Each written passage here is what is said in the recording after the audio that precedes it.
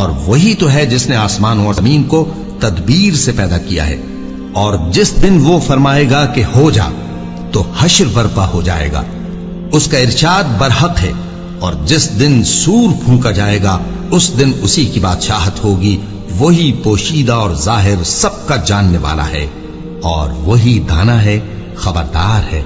اور وہ وقت بھی یاد کرنے کے لائق ہے جب ابراہیم نے اپنے باپ آزر سے کہا تھا، تم کیا بتوں کو معبود بناتے ہو؟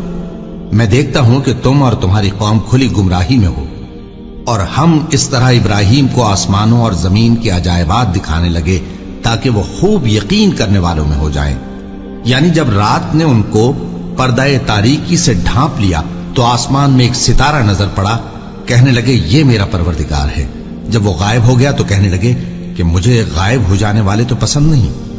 پھر جب چاند کو دیکھا کہ چمک رہا ہے تو کہنے لگے یہ میرا پروردگار ہے۔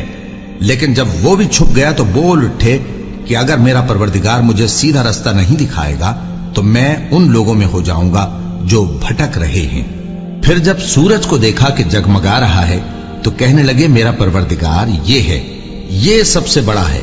مگر جب وہ بھی غروب ہو گیا تو کہنے لگے لوگو، جن چیزوں کو تم اللہ کا شریک بناتے ہو میں ان سے بیزار ہوں۔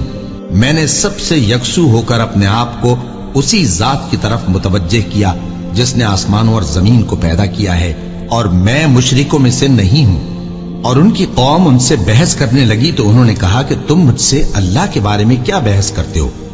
اس نے تو مجھے سیدھا رستہ دکھا دیا ہے، اور جن چیزوں کو تم اس کا شریک بناتے ہو میں ان سے نہیں ڈرتا، ہاں جو میرا پروردگار کچھ چاہے۔ میرا پروردگار اپنے علم سے ہر چیز کا احاطہ کیے ہوئے ہے۔